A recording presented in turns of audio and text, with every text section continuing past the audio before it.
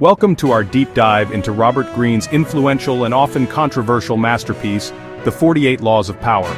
For centuries, this text has been revered as a guide to navigating the complex corridors of influence, but also criticized as a manual for manipulation. Our goal is to look beyond the controversy and distill the timeless wisdom within. Throughout this series, we will dissect the subtle, unspoken principles that govern our interactions. These are the invisible currents of power that flow through every workplace and social circle, shaping destinies and determining success or failure. We begin our journey with the foundational principle, Law 1, never outshine the master. This isn't a call for mediocrity, but a lesson in strategic subtlety and social intelligence. It's placed first for a reason, as understanding it is crucial to successfully applying the laws that follow. At its core, this law is a warning about the fragile nature of ego and the delicate balance of authority. Those above you need to feel secure and comfortably superior. While your talents are valuable, flaunting them can inadvertently make your superiors feel insecure or threatened. This is where brilliance becomes a liability, turning a potential ally into an obstacle who may work to sabotage your progress. Let's explore why mastering this art of strategic deference is the first step toward true influence. Let's begin with a fundamental principle of power, one that has governed human interaction for centuries. It's the very first law in Robert Greene's The 48 Laws of Power. And for good reason. Law 1 states, never outshine the master. This isn't about mediocrity, it's about strategy. At its core, this law is a crucial warning. Always make those above you feel comfortably superior. When you showcase your own talents too brightly, you inadvertently cast a shadow on them, making them feel insecure, which is a dangerous position to be in. Understand that even the most powerful leaders have fragile egos. When they feel threatened by a subordinate's brilliance, their reaction is often swift and ruthless. They may turn against you not because you are incompetent, but precisely because you are competent, and your skill is perceived as a challenge. History is littered with the ghosts of those who forgot this rule. Consider the tragic tale of Nicolas Fouquet, the finance minister to King Louis XIV of France. To honor the king, Fouquet threw a party of unprecedented splendor at his magnificent new chateau. The celebration was more dazzling than anything the king himself had ever hosted. But instead of being impressed, Louis XIV was insulted.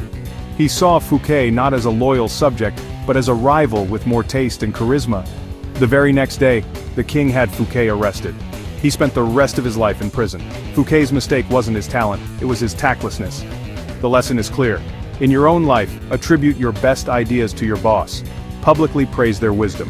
When you make them shine, they will see you as an indispensable ally, not a threat. By discreetly helping your master, you secure your own position, and let them feel respected and in control. Understanding this law is one thing, but weaving it into our daily interactions is where true mastery lies. It's a delicate dance of showcasing your value without stepping on the toes of those in power. So, how can we apply this in our daily lives? At work, this is crucial. If you're highly skilled, don't flaunt it in a way that makes your boss feel replaceable. Instead, make your superiors look good. When presenting an idea, frame it as an extension of their guidance. Publicly, frame your successes as part of the team's success. Use we instead of I. This presents your boss as a capable leader and you as a valuable team player. Your brilliance is recognized without challenging the hierarchy. Now what if you are the master? In leadership, the principle remains. When you're mentoring others, resist the urge to show off. True leadership is empowerment. Give your team autonomy on challenging tasks and offer guidance, not just answers. When they succeed, give them the credit publicly. Empower them, and they will trust you more, becoming fiercely loyal because you've invested in their growth. This extends beyond the office. In relationships with friends, family, or partners, avoid making others feel inferior. Constantly correcting them or one-upping their stories creates invisible walls. Instead, practice active listening and celebrate their victories. Subtle humility can build stronger bonds than constant displays of superiority, fostering genuine connections. Here's a practical tip. Shift the spotlight occasionally.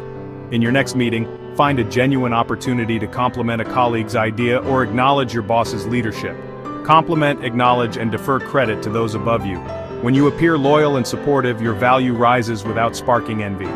You show your worth lies not just in your talent, but in your ability to elevate everyone, which lights your own way forward.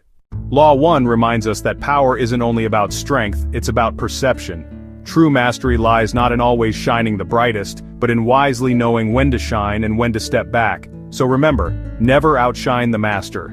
Sometimes the smartest way forward is through restraint, humility, and strategy. Thanks for watching. Stay tuned for the next law of power and discover how influence shapes every